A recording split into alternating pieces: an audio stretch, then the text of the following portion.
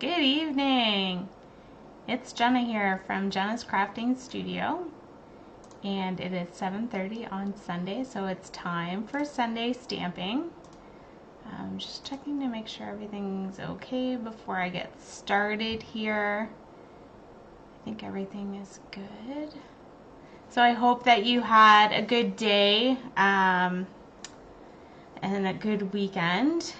Here in our household, it is on the colder side of things, so I've been wrapped around in a blanket or a sweater all day today. We actually on Friday had somebody come and look at our furnace for our annual maintenance sort of thing, and then Friday I went to turn on the furnace for class because Friday night was a Stampin class. Turned it on and heard lots of popping, which is not a good sound when you're turning on the furnace. But I think what's happened is the blower mechanism. I am not tech savvy or anything, but I think that piece is blown. So we ended up having class by the fireplace on Friday, which was pretty nice, I will say. It was nice to turn on the fire and be able to just cozy up beside it. So not terrible. Hopefully someone will come back and fix the furnace before too long. But anyways, I hope your weekend was a little less eventful in that sense. I think we're good to go. So if you are new to my page, my name is Jenna Moore. I am an independent Stampin' Up! Demonstrator in London, Ontario, Canada. And every Sunday at 7:30 I go live on my Facebook page and share with you projects I'm working on in my craft room, new products, or stamping techniques. So tonight what I want to show you is a fun treat holder, and I have done it for Halloween, which is next Sunday. So I just want to show you a couple of treat holders that I've made that would make great favors for any time of year. You can switch it up depending on what pattern paper you have in your craft stash. So I am going to flip around. I have a couple of things to discuss before we get started with the crafting.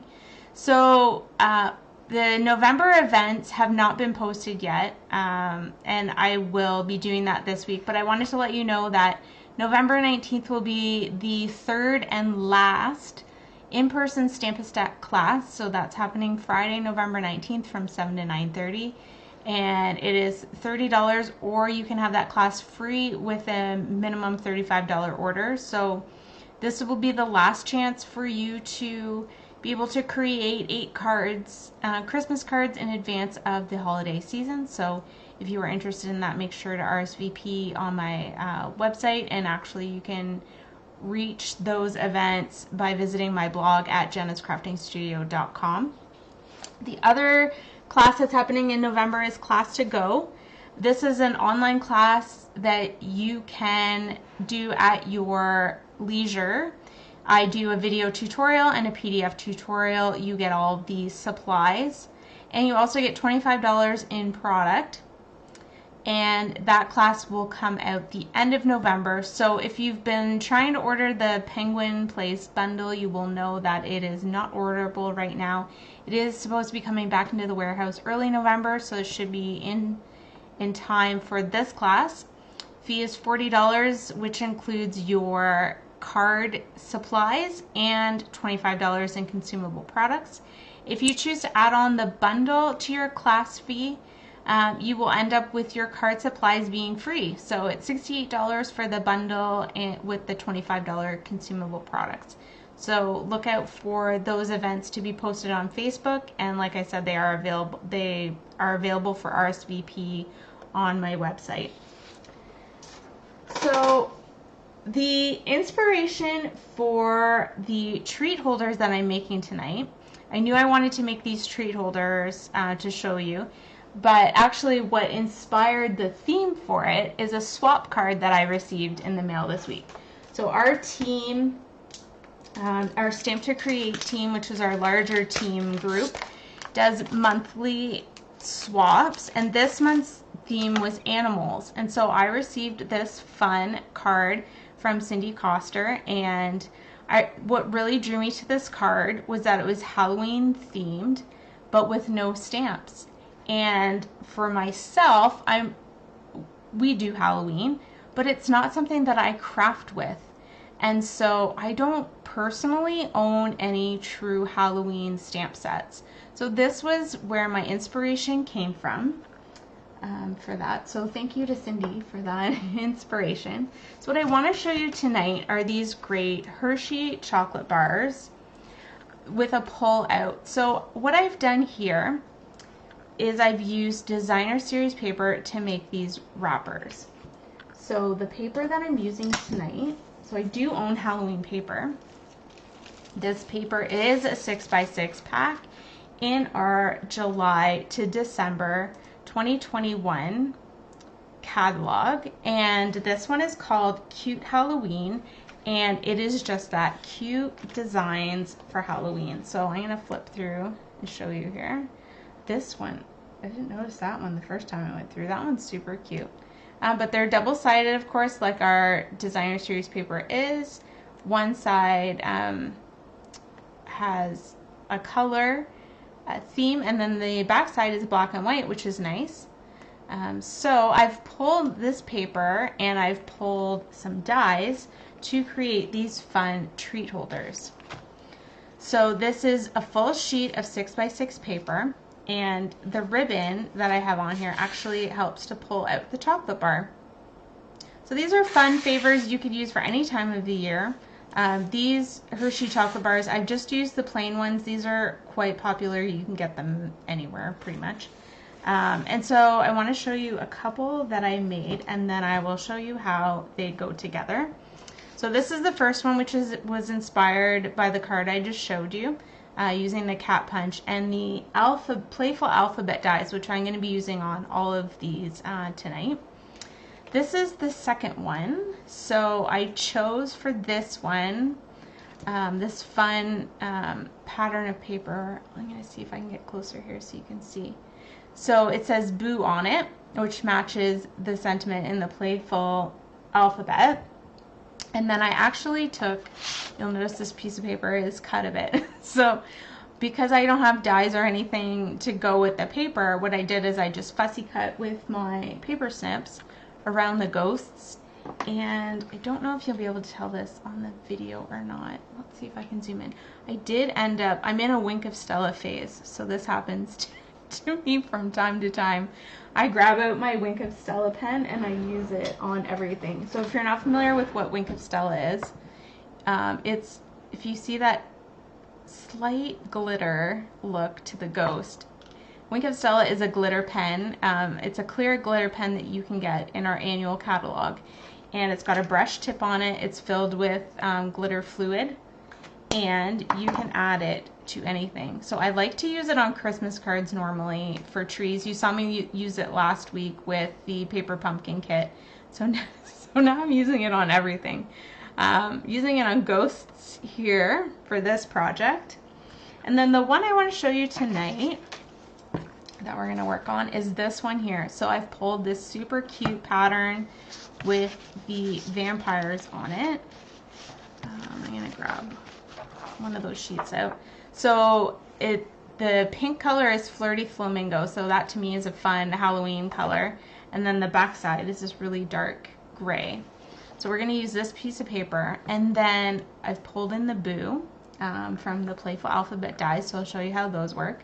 And then I found somebody, and I forgot to, I will figure out who it was that I was watching on YouTube do this Dracula, but this is done with none other than the Penguin Place stamp set and the Penguin Punch. So I'm going to show you how to do that. Hopefully I can recreate this and do the Dracula, which is super fun because it matches the little bat vampires in behind. So we'll get started with that. So first things first, I do have the measurements for this, so you can take note of that. I'm actually going to just zoom out slightly so we have some more room to work with. So like I said, you need one sheet of the 6x6 designer series paper, and then you need some score lines in here. So depending on whether you have a trimmer that has a score blade on it or you have our simply scored board, that's what I'm going to grab here. So if you haven't seen this before, this is a simply scored board, and it is just for scoring. It has all your measurements on the top and the side, and it comes with a stylus. So where are the measurements? Those are key. Okay, so one thing to note is if your paper is directional, meaning that there is a specific direction to the paper, you want to make sure that you're putting your score lines on the right side. So as you can see, I want the little vampire bats to be up and down. So that means I'm going to turn it and flip it this way so that all my score lines are going this way. So you want to score your designer series paper 4 times. So we're starting at 1.5, 1 3/4, 4, and 4 1/4. Okay. And then we have our 4 score lines. So then what I'm going to do is I'm going to fold on all of those score lines. So you can really use this design on any sized, well, any chocolate bar that's a similar size. If you're going to use something other than the Hershey bar that I'm using tonight, you will need to kind of figure out what size you need. Now, I'm just going to use my bone folder to kind of burnish some of these edges. Having the score lines in here is not necessary for this project, but for something that's flat like the Hershey bar, I find you just get a nice crisp look by having the score lines in there. And so I'm going to grab one of those chocolate bars. And so all I've done is I've scored it. So now I want to adhere the 2 flap ends together. So I'm going to put my chocolate bar inside, make sure it fits. And then to close this up, you could use a tape runner, but for 3D projects, I like to use our Terran tape, which comes on a roll. It's double-sided tape, but it's super sticky. It's perfect for 3D projects and treat holders. And really, Terran tape is really the name for it, because you don't really need scissors. You just measure and you rip it off or tear it. And so I'm going to lay down, it's very sticky. I'm going to lay that down close to the edge. And if it was longer than the paper, you'd just take your paper snips and cut it off. And then the tricky part is just finding the end to pull away. I'm going to stick the chocolate bar back in there so I have something for reference. And then I'm pulling tight and then sealing that up. Okay. So then you want to take your chocolate bar out because we need a hole for the ribbon to slide through, because that's what pulls out the chocolate bar so that you don't have to dig into the paper to get it out. So to make the hole, I just have a regular hole punch, and all you're going to do is slide the hole punch all the way in and punch a hole. Okay. And that's just a standard hole punch, nothing fancy. So now we have this hole that goes through both sides of the paper. So next you want to pick your ribbon. So for these 3 that I've done in my samples, I've chosen 3 different ribbons. So these 2 here are the glittered organdy ribbon. We have previously had the black organdy ribbon, and this year the white is new, and I have used a ton of this ribbon already. I just love, it's got little pieces of glitter on it, and this makes a great embellishment for a Christmas card. There's just lots of sparkle there. So if you're into bling, I would say these are 2 ribbons that need to be in your craft stash because they're absolutely beautiful. And then for the cat one, I pulled in the new black and white gingham ribbon. This has been extremely popular. I believe it's on back order again because it's been so popular. So once this comes back into stock, I think I'll be grabbing another roll because this I use not only on Christmas cards, but I've used it quite frequently on other projects, including this one here. So I think for this one, I'm going to use the black organdy glittered ribbon. And what you want to do is take the end and fold it and slide it through the paper, through the hole. And we're not cutting it yet because I'm not sure exactly how long you need it to be. So you want a good sized end. Then you're going to open the designer series paper, and we're going to take our chocolate bar and slide it in. And you can see the ribbon's getting shorter. If you need more of an end, just pull it up. Get my ribbon going here. And once I have that in the spot I want, you can see the ribbons, the ribbon loop is at the end. I'm just going to pull. I probably need more slack, because what we're going to do here is create a bow. So you're just going to tie a bow like you're tying your shoes. And I need more of a tail on this one. I'm just going to pull that. This ribbon makes it really easy to slide the chocolate bar in and out of. I really love that feature to this treat holder. It's super simple. You don't have to have a lot of materials. Just the ribbon, the paper, and a hole punch. And there you go. So we've got that in there, and the ribbon just pulls the chocolate bar right out.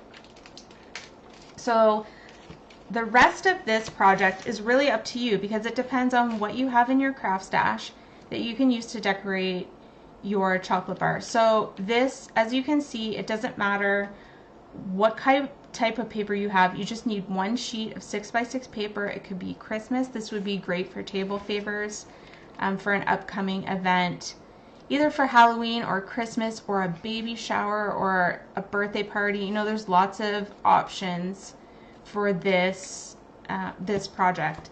So for me, like I said, Halloween projects are scarce around here. So I pulled in some basic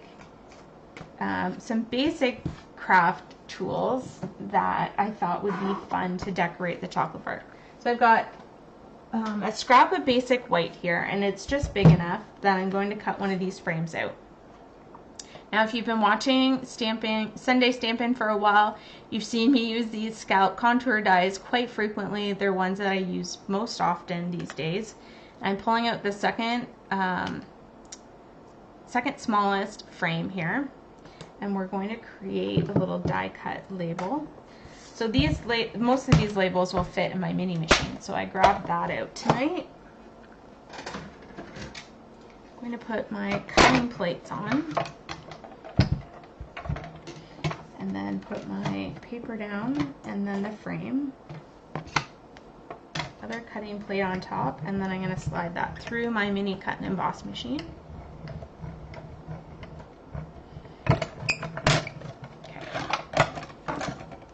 Got that cut out, and while I've got the machine here, I'm going to cut out my letters. So for the letters, like I said, I'm using the Playful Alphabet dies.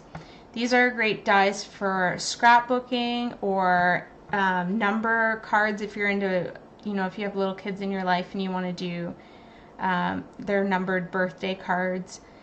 There's also hashtags, so you could do hashtag cards or for scrapbooking.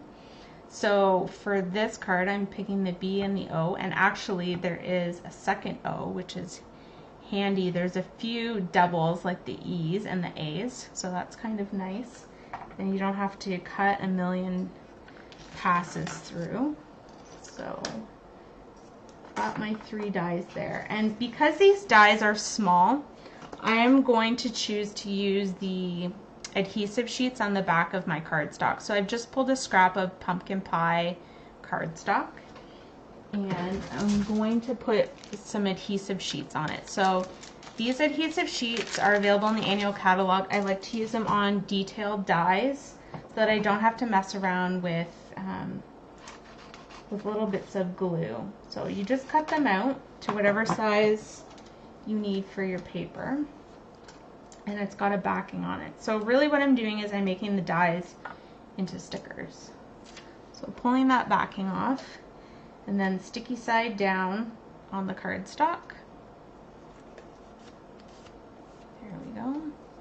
Hi Debbie, thanks for watching. Yes, yes, the cat does get around, right? You can use that cat for lots of different things. But he's so fun. He's just, I love the way that he's just set up there.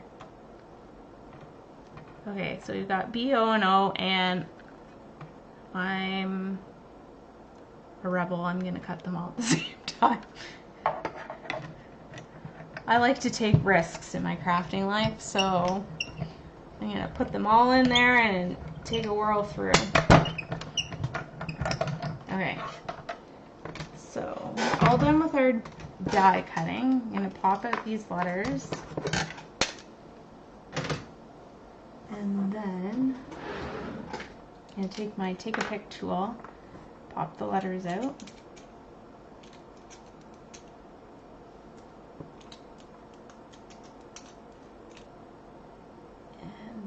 Put them aside. What happened to my O? Okay. Dies aside, and let's get rid of these scraps here. Okay, so I'm going to leave those for now. And we're going to create the Dracula. So like I said, it's created with the penguin bundle. So you need quite a few pieces here. So we need, I just got scraps of cardstock. So this is a scrap of basic white. This is going to be for his little shirt. So I'm cutting the smaller bit from the Penguin Builder Punch. And I'm going to cut the big penguin in black. That is for the behind. And actually we need another one for his cape. And then I brought in the Highland Heather because it's a coordinating color in the Designer Series paper, and that's what I've used for the liner of his cape. So we need another one of the penguin outlines in Highland Heather.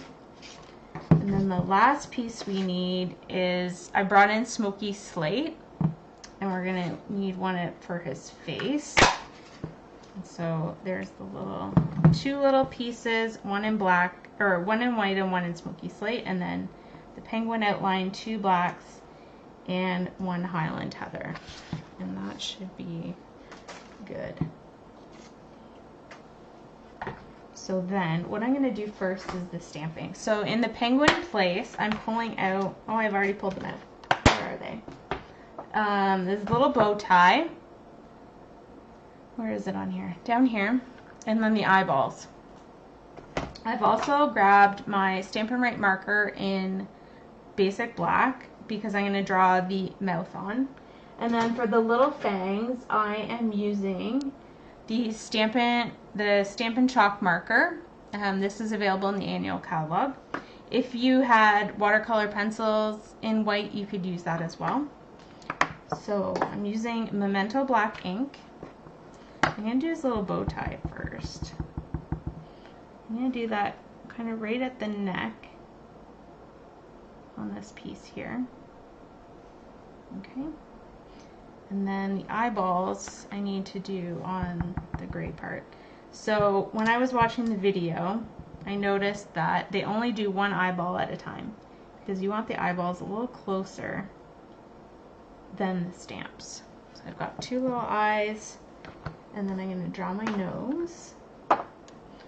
And these Stampin' Right markers are dual tipped, so I'm going to use the fine tip end to create his smile. And then use the chalk marker to just do two little fangs. Okay.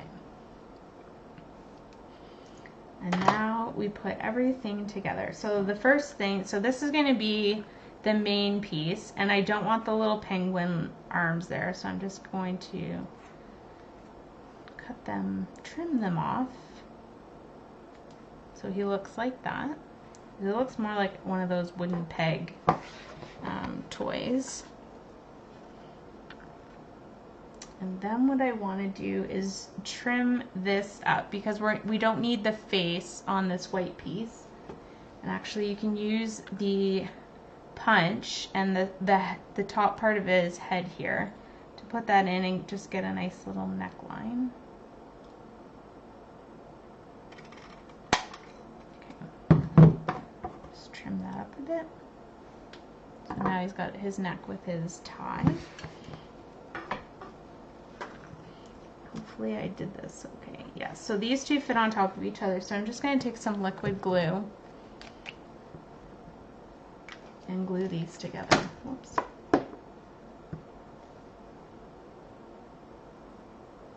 Okay. I was going to say, lost my little face.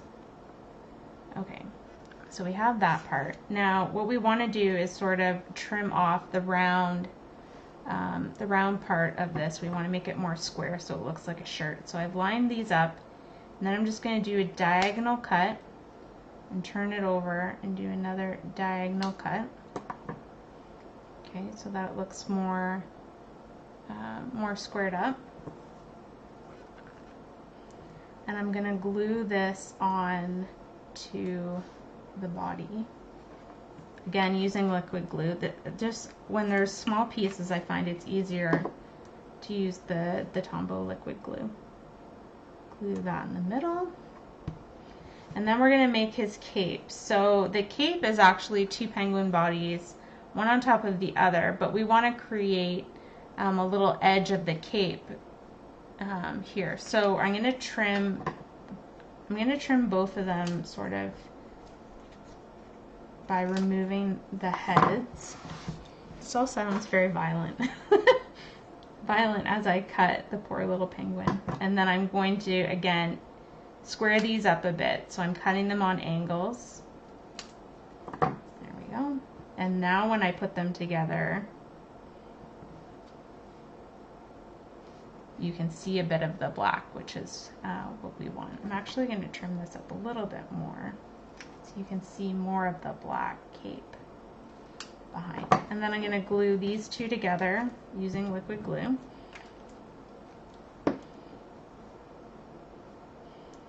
Nice thing about doing punch art is that these pieces all sort of line up nicely. And then I'm going to put a little glue here and glue Dracula onto his cape.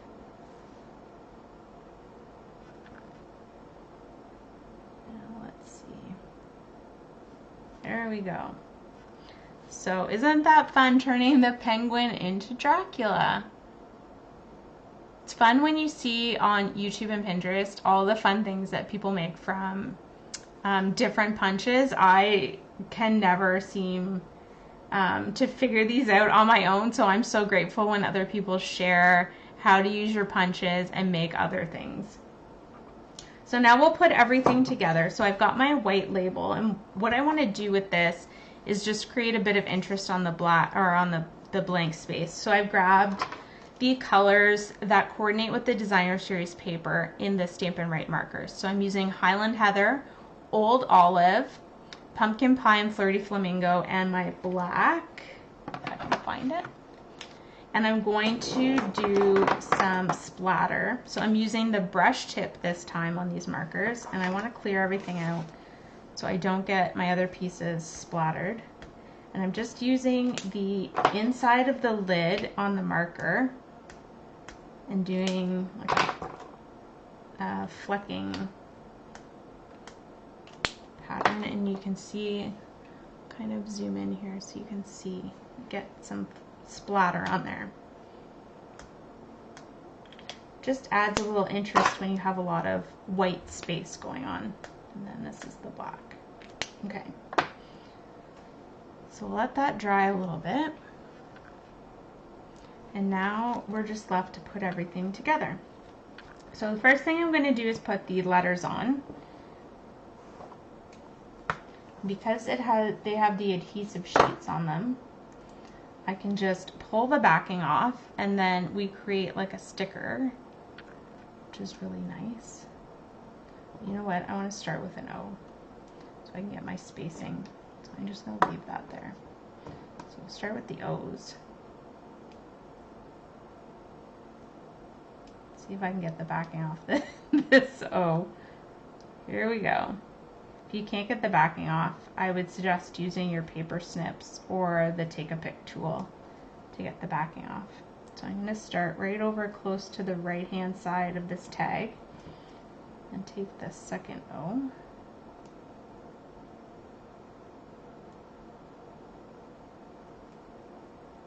There we go. Put that down. And now my B. Okay. Now I'm going to take some Stampin' Dimensionals. And I'm running low here, so I'm just going to cut the edges off. So don't throw any of the pieces of your Stampin' Dimensionals out. They're all good pieces. So I'm going to put that on the back of the label here. And then you just need to decide where you want to put that on your chocolate bar.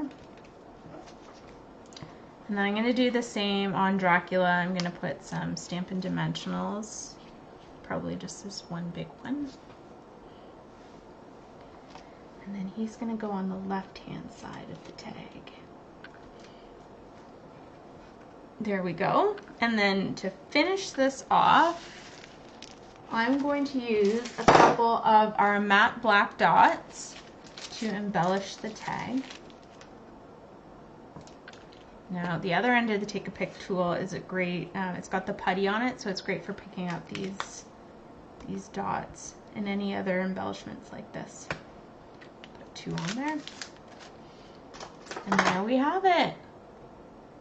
A cute little fun treat holder, multi-purpose. You can use that for lots of different things. These would be great favors if you're having a Halloween party coming up or some other holiday event. I hope that you enjoyed this project. If you have any questions about any of the products that I used here tonight, please let me know. Otherwise, I hope that you have a great night. Enjoy, and I hope you have a great week ahead. Take care, everyone. Bye now.